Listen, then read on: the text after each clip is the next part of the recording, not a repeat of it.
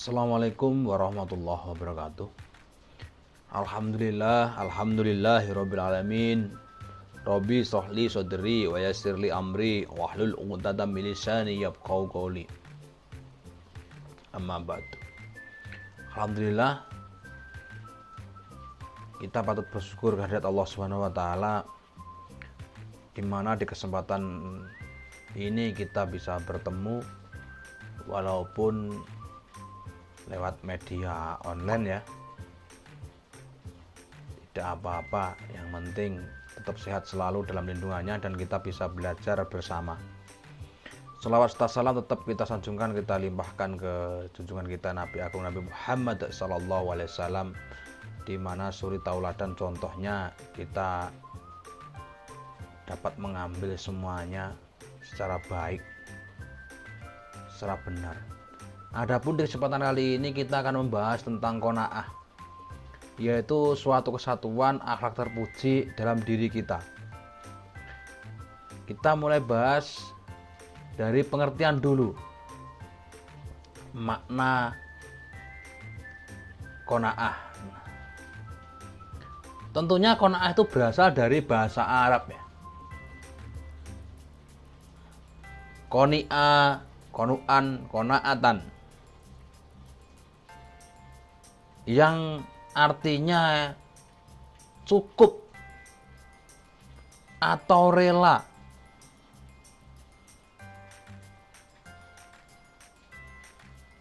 Atau ridho atas segala kehendak Allah. Itu secara bahasa. Nah, secara istilah, diri kita merasa cukup dan rela atau menerima apa yang diberikan Allah dengan lillah, dengan ikhlas. Itu pengertian secara istilah. Jadi bisa dikatakanlah qanaah itu suatu sikap kita pasrah terhadap kehendak Allah.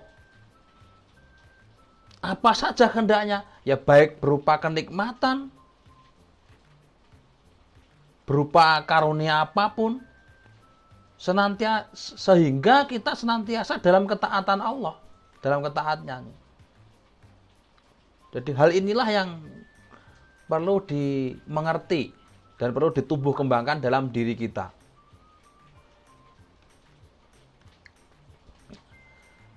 Dasar qanaah atau dalil qanaah. Bismillahirrahmanirrahim. Wa ma min dabbatin fil ardi illa 'alallahi rizquha wa ya'lamu mustaqarraha wa mustaudaaha kullun fi kitabin mubin.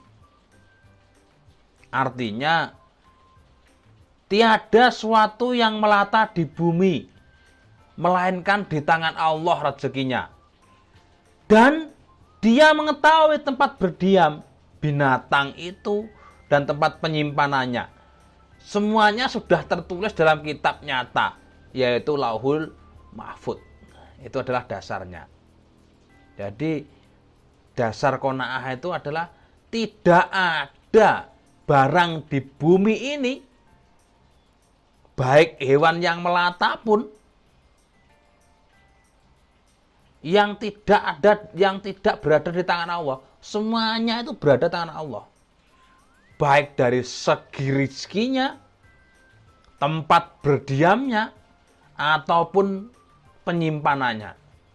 Semuanya sudah ada dalam kitab Allah. Kitab yang nyata, yaitu kitab Lauhul Mahfuz. Sekarang bagaimana cara kita membiasakan diri bersifat qanaah?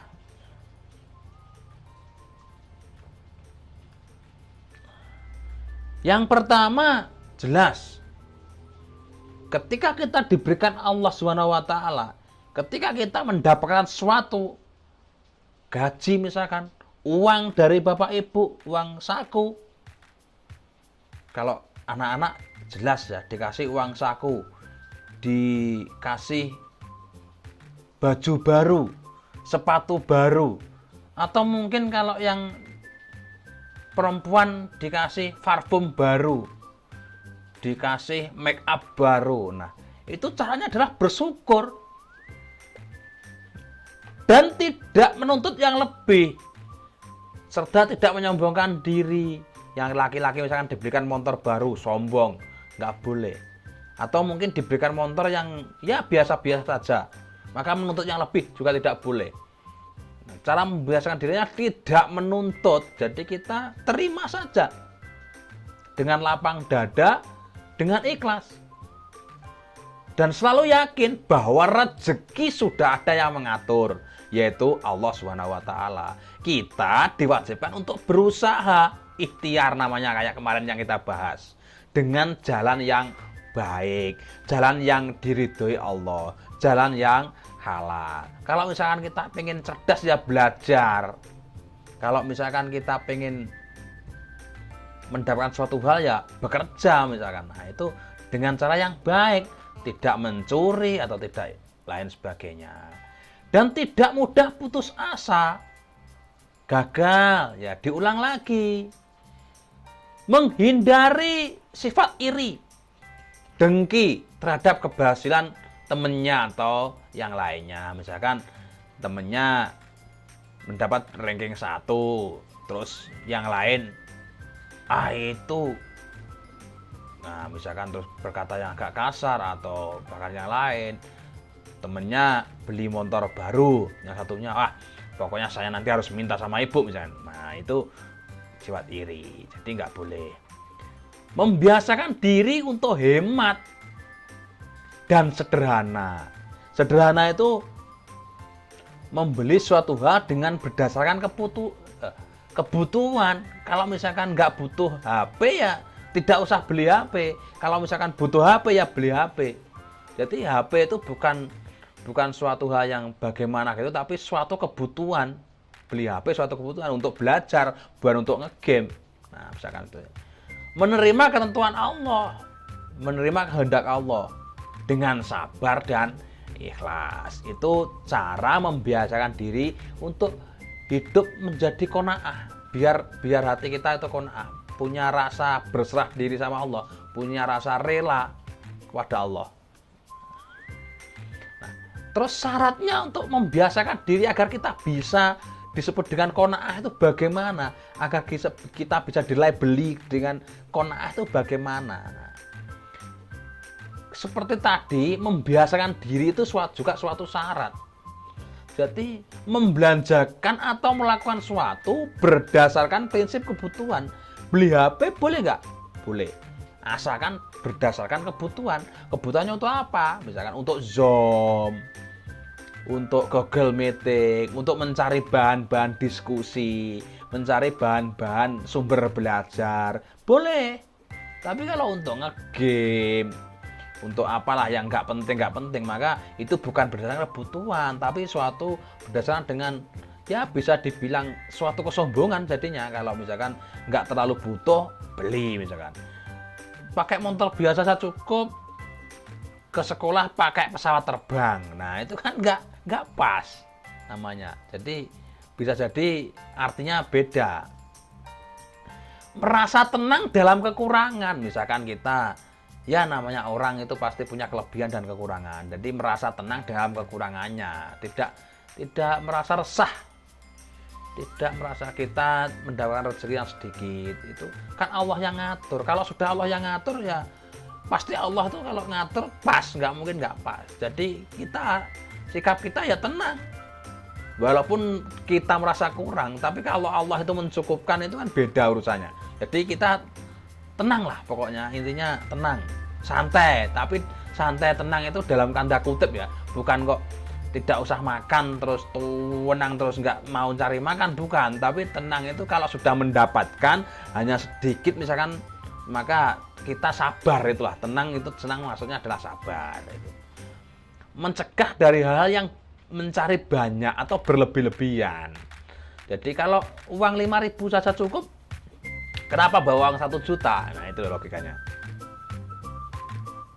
Kalau saya naik motor saja cukup, kenapa saya naik mobil? Nah, itu kan namanya menjadi pemborosan nanti. Merasa cukup dengan pemberian dan pembagian. Misalkan ibu kamu anaknya 3, yang di MI 1, yang di MTS kamu, kakak kamu kelas 2 MA misalkan. Nah, itu ibu kamu bagi yang kakaknya di kelas 2 MA uang jajannya atau uang sakunya 5.000, kamu yang 3.000, adik kamu yang 2.000. Maka jangan iri sama kakak kamu yang 5.000 karena kebutuhannya itu berbeda. Nanti kalau kamu sudah dewasa tahu apa itu pengertian daripada ya namanya bisa dibilang sama itu tidak harus sama, atau adil itu juga tidak harus sama, itu maksudnya. Jadi adil itu sesuai dengan kebutuhan, bukan adil itu. Kalau adil itu misalkan pemberian sama, misalkan adik kamu dikasih uang 1 juta, kamu dikasih uang 1 juta, terus kakak kamu di uang 1 juta, kan nggak adil namanya. Jadi adil itu sesuai dengan kebutuhan. Kebutuhanmu 3.000 ya 3.000, kakak kamu 5.000 5.000. Sekarang adik kamu nggak punya kebutuhan, cuma jajan dok aja, maka dikasih uang 2.000. Itu adalah pembagian yang berdasarkan adil. Nah, kita merasa cukup, kita merasa tenang, kita merasa ya sudah ini saja gitu. Maksudnya dipasrah dengan ketentuan Allah. Terus manfaatnya jika kita bersikap qanaah. Yang pertama adalah menjadikan diri kita itu menjadi atau mempunyai sifat syukur sama Allah. Bangga terhadap Allah. Sehingga iman kita, ketakwaan kita itu akan meningkat. Serta terjauh dari sifat keserakahan, iri, dengki tadi. Jadi kalau kita punya sifat qanaah itu iri, dengki itu jauh dengan kita maksudnya. Jadi kita jauh dengan sifat-sifat yang seperti itu. Bisa menyeimbangkan hidup di dunia dan akhirat. Maksudnya kebutuhan di dunia dan kebutuhan di akhirat kelak. Jadi antara dunia dan, karena menyeimbangkan itu hidup itu di dunia bukan di akhirat. Pak, saya belum hidup di akhirat loh, nanti saya imbangkan di akhirat. Nggak ada imbangnya. Imbangnya ya di cara mengimbanginya hidup itu ya di dunia ini. Dibagi antara kebutuhan akhirat dan kebutuhan dunia. Mampu mengatasi kesulitan hidup. Jadi manfaatnya juga mampu mengatasi kesulitan hidup. Karena apa? Karena kita merasa sabar, kita merasa syukur. Jadi kesulitan-kesulitan hidup itu akan terangani dengan sendirinya. Akan lebih mudah dengan sendirinya. Harmonis dengan teman-temannya, dengan keluarganya, dengan masyarakatnya. Sehingga terciptalah suatu kehidupan yang harmonis. Kehidupan yang nyaman, yang damai. Itu tadi penjelasan dan sedikit daripada pengertian qanaah, cara-caranya, ya kan. Nah, terus penghalangnya apa saja? Sifat qanaah itu kan sifat yang pasrah, yang menerima. Nah, kebalikannya pasrah dan menerima itu apa saja? Nah, yang pertama adalah merasa diri kita tidak puas ataupun seneng ataupun pasrah ketika mendapatkan sesuatu. Cuma segini, cuma segitu. Nah, sehingga merasa kurang. Dalam diri kita itu merasa kurang. Apa ini uang saku cuma 5.000 ini? Nanti beli soto, beli mie ayam, beli mie goreng nggak cukup misalkan. Padahal kebutuhan makan itu cuma 1 kali. Atau kebutuhan jajan itu tidak, ketika sekolah itu kebutuhannya utama adalah belajar, bukan kebutuhan utamanya adalah beli jajan. Nah, sehingga ketika belajarnya sudah dapat, maka beli jajannya itu nomor 2, nomor 3 dan seterusnya. Tidak mempunyai atau selalu mempunyai rasa iri, dengki terhadap orang lain. Teman kita beli motor, kita iri. Teman kita juara kelas, kita iri. Nah, itu akan mempersulit diri, memperkeruh kehidupan kita, ya kan? Dan akan mempersakitkan hati kita. Hati kita itu menjadi sakit dengan iri dan dengki itu. Kalau kita sabar dan ikhlas, maka hati kita akan menjadi nyaman, menjadi tenang. Boros serta membelanjakan harta benda hanya menuruti keinginan saja. Jadi bukan berdasarkan kebutuhan untuk membeli HP tadi, tapi kebutuhan keinginan kita. Wah, itu ada HP bagus, saya mau beli. Wah, itu ada sudah motor bagus, saya mau beli. Nah, itu adalah tanda-tanda sikap kita atau tindakan kita yang mencerminkan boros atau hanya menuruti keinginan atau hawa nafsu kita. Nah, itu akan menjadi malapetaka, akan jadi penghalang kita untuk membiasakan diri mempunyai sifat qanaah. Itu serangkaian pengertian, pembiasaan, bagaimana cara-caranya, dan apa saja penghalangnya dalam kita untuk berqanaah. Yang jelas qanaah itu artinya adalah pasrah, ridho atas semua kehendak dan ketentuan Allah. Jadi kalau kelas 8 misalkan belajar qanaah, ya menerima ketentuan pemberian orang tua, itu juga suatu sifat qanaah. Tidak iri kalau temennya beli sepatu baru. Nah, itu juga mencerminkan sikap qanaah. Itu saja yang bisa saya sampaikan. Ada kurang lebihnya mohon maaf. Akhirul kalam, bila taufik wal hidayah wa ridho wal inayah. Wassalamualaikum warahmatullahi wabarakatuh.